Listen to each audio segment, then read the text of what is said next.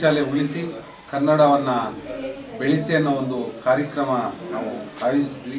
ಈ ಒಂದು ಕಾರ್ಯಕ್ರಮಕ್ಕೆ ಮಾನ್ಯ ಬೆಂಗಳೂರು ಗ್ರಾಮಾಂತರ ಜಿಲ್ಲಾ ಅಧಿಕಾರಿಯಾದಂಥ ಬಸವರಾಜ್ ಅವರು ಬಂದು ಚಾಲನೆಯನ್ನು ಕೊಟ್ಟಿದ್ದಾರೆ. ತಮಗೆ ತುಂಬ ಖುಷಿ ಆಗುತ್ತೆ. ಈ ಒಂದು ಸಮಾಜದ ಒಂದು ಕನ್ನಡವನ್ನು ಉಳಿಸಿ ಬೆಳೆಸಿ ಅನ್ನೋ ಒಂದು ಕಾರ್ಯಕ್ರಮಕ್ಕೆ, ಹಾಗೆ ಸರ್ಕಾರಿ ಶಾಲೆ ಉಳಿಸಿ ಬೆಳೆಸಿ ಅನ್ನೋ ಒಂದು ಕಾರ್ಯಕ್ರಮಕ್ಕೆ ಚಾಲನೆ ಕೊಟ್ಟಿರೋದಕ್ಕೆ. ಸೊ ನಾವು ಹೇಳ್ತಕ್ಕಂಥದ್ದು ಇಲ್ಲಿ ಕನ್ನಡ ಶಾಲೆಗಳಲ್ಲಿ ಅತಿ ಹೆಚ್ಚಾಗಿ ನೀವು ದಾಖಲೆ ಆಗ್ತಾ ಇರ್ತಕ್ಕಂಥದ್ದು ನಮ್ಮ ರೈತರ ಮಕ್ಕಳು, ಹಳ್ಳಿ ರೈತರ ಮಕ್ಕಳು. ಸೊ ಹಳ್ಳಿ ರೈತರ ಮಕ್ಕಳಿಗೆ ಏನೆಲ್ಲ ಮೂಲಭೂತ ಸೌಕರ್ಯಗಳು ನಾವು ಕೊಟ್ಟಾಗ ಸರ್ಕಾರಿ ಶಾಲೆ ಇನ್ನೂ ಒಂದು ಮಟ್ಟಕ್ಕೆ ಹೆಚ್ಚಿಗೆ ಆಗುತ್ತೆ. ಇವತ್ತು ಖಾಸಗಿ ಶಾಲೆಯಲ್ಲಿ ಇರ್ತಕ್ಕಂಥವ್ರು ಓನ್ಲಿ PUC ಮಾಡಿ ಬಂದಿರ್ತಾರೆ, ಟೀಚರ್ಸ್ SLC PUC ಮಾಡಿ ಬಂದಿರ್ತಾರೆ. ಅದೇ ನಮ್ಮ ಸರ್ಕಾರಿ ಶಾಲೆಗಳಲ್ಲಿ ಡಬಲ್ ಡಿಗ್ರಿಗಳು ಮಾಡಿ ಅದೇ ಅಂತ ಒಂದು CET ಎಕ್ಸಾಮಲ್ಲಿ ಎಲ್ಲ ಪಾಸ್ ಮಾಡಿ ಬಂದಿರತಕ್ಕಂಥ ಟೀಚರ್ಸ್ ಇರ್ತಾರೆ.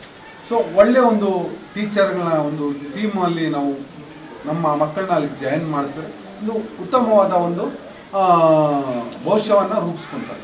ಸೊ ಆ ದೃಷ್ಟಿಯಿಂದ ನಾವೇನು ಮಾಡಿದ್ವಿ, ಪ್ರೈವೇಟ್ ಶಾಲೆಯಲ್ಲಿ ಇರ್ತಕ್ಕಂಥ ವಿದ್ಯಾರ್ಥಿಗಳು ಅವರೊಂದು ವಿಭಿನ್ನವಾಗಿ ಕಾರ್ಯಕ್ರಮ ಮಾಡಿ ನಮ್ಮ ನವ ಕರ್ನಾಟಕ ಯುವಶಕ್ತಿ ವೇದಿಕೆ ವತಿಯಿಂದ ಆಯೋಜಿಸಿದ್ವಿ.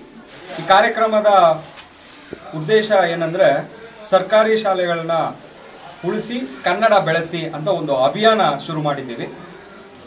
ಮಾನ್ಯ ಜಿಲ್ಲಾಧಿಕಾರಿಗಳು ಹೃದಯಪೂರ್ವಕವಾಗಿ ಈ ಕುಗ್ರಾಮಕ್ಕೆ ಆಗಮಿಸಿ ನಮ್ಮ ಈ ಅಭಿಯಾನಕ್ಕೆ ಅಧಿಕೃತವಾಗಿ ಚಾಲನೆ ಕೊಟ್ಟಿದ್ದಾರೆ. ಆ ಅಭಿಯಾನದ ಭಾಗವಾಗಿ ಮೊದಲಿಗೆ ಇವತ್ತು ಹಿರೇಮುದ್ದೇನಹಳ್ಳಿ ಶಾಲೆ ದೊಡ್ಡಬಳ್ಳಾಪುರ ತಾಲೂಕಿನಲ್ಲಿ ಬರುತ್ತೆ. ಇಲ್ಲಿ ಬಹಳಷ್ಟು ಜನ ವಿದ್ಯಾರ್ಥಿಗಳು ಖಾಸಗಿ ಶಾಲೆ ತೊರೆದು ಸರ್ಕಾರಿ ಶಾಲೆಗೆ ಸೇರಿಸಿದ್ದಾರೆ. ಅವರು ಯಾಕೆ ಸೇರಿಸಿದ್ದಾರೆ ಅಂದರೆ, ಸರ್ಕಾರಿ ಶಾಲೆಗಳಲ್ಲಿ ಅತ್ಯಂತ ವಿಶೇಷವಾದ ಕೆಲಸ ಕಾರ್ಯಗಳು ನಡೀತಾ ಇದೆ. ಅವರಿಗೆ ಯಾವುದೇ ರೀತಿ ಒತ್ತಡ ಇರಲ್ಲ. ಈಗ ಖಾಸಗಿ ಶಾಲೆಗಳಲ್ಲಿ ಶಿಕ್ಷಣ ವಾಣಿಜ್ಯೀಕರಣದಿಂದಾಗಿ ಅವರ ಪೋಷಕರು ಏನೇನು ಕಷ್ಟಗಳು ಅನುಭವಿಸ್ತಾ ಇದ್ದಾರೆ, ಅದೆಲ್ಲದಕ್ಕೂ ಸಹ ಪರಿಹಾರ ಅಂತ ರೂಪದಲ್ಲಿ ಸರ್ಕಾರಿ ಶಾಲೆಗೆ ಸೇರಿಸಿದ್ದೀವಿ ಅಂತ ಹೇಳಿದರು. ಈ ಸಂದೇಶವನ್ನು ನಾವು ಸಮಾಜಕ್ಕೆ ಪರಿಚಯಿಸಬೇಕು. ಸಮಾಜದ ಹಂತದಲ್ಲಿ ಇದು ಒಂದು ಉತ್ತಮವಾದ ನಡೆ, ಅವ್ರನ್ನ ಪ್ರೋತ್ಸಾಹಿಸಬೇಕು ಅಂತ ಹೇಳಿ ವಿಶೇಷವಾಗಿ ಅಂತಹ ಮಕ್ಕಳನ್ನ ಕಾಲು ತೊಳೆದು ಪಾದಪೂಜೆ ಮಾಡಿ ಸರ್ಕಾರಿ ಶಾಲೆಗೆ ಸೇರಿಸ್ಕೊಂಡು ಅವರಿಗೆ ಒಂದು ಪ್ರತಿಭಾ ಪುರಸ್ಕಾರ ನೀಡಬೇಕು ಅಂತ ನಮ್ಮ ಸಂಘಟನೆಯವರು ಮಾತಾಡಿಕೊಂಡು ನಮ್ಮ ಈ ಭಿನ್ನವನ್ನು ಮಾನ್ಯ ಜಿಲ್ಲಾಧಿಕಾರಿಗಳ ಮುಂದೆ ಇಟ್ಟಾಗ, ಕ್ಷೇತ್ರ ಶಿಕ್ಷಣಾಧಿಕಾರಿಗಳ ಸಹಕಾರದೊಂದಿಗೆ ಹೋದಾಗ ಅವರು ಮನಸ್ಫೂರ್ತಿಯಾಗಿ ಒಪ್ಪಿ ನಾನೇ ಖುದ್ದು ಬಂದು ನಿಮ್ಮ ಕಾರ್ಯವನ್ನು ಉದ್ಘಾಟನೆ ಮಾಡಿಕೊಡ್ತೀವಿ ಅಂತ ಹೇಳಿದರು. ಅದೇ ರೀತಿ ಇವತ್ತು ಬಂದು ಅತ್ಯಂತ ಯಶಸ್ವಿಯಾಗಿ ಕಾರ್ಯಕ್ರಮವನ್ನು ಮಾಡಿಕೊಟ್ಟಿದ್ದಾರೆ. ನಮ್ಮ ಉದ್ದೇಶ ಒಂದೇ, ಸರ್ಕಾರಿ ಶಾಲೆನ ಉಳಿಸ್ಬೇಕು.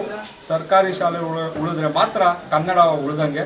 ಯಾಕಂದರೆ ಸರ್ಕಾರಿ ಶಾಲೆಗಳಲ್ಲಿ ಕನ್ನಡ ಮಾಧ್ಯಮ ಅಭ್ಯಾಸ ಮಾಡ್ತಾರೆ. ಕನ್ನಡ ಮಾಧ್ಯಮದ ವಿದ್ಯಾರ್ಥಿಗಳು ಅವರ ಸಾಧನೆ, ಅವರ ಪ್ರೋತ್ಸಾಹ ನಮ್ಮ ಸಂಘಟನೆ ಮೂಲಕ ಸದಾ ಮಾಡಬೇಕು ಅನ್ನೋ ಉದ್ದೇಶದಿಂದ ಈ ಸರ್ಕಾರಿ ಶಾಲೆ ಉಳಿಸಿ ಕನ್ನಡ ಬೆಳೆಸಿ ಅಂತ ಅಭಿಯಾನವನ್ನು ನಾವು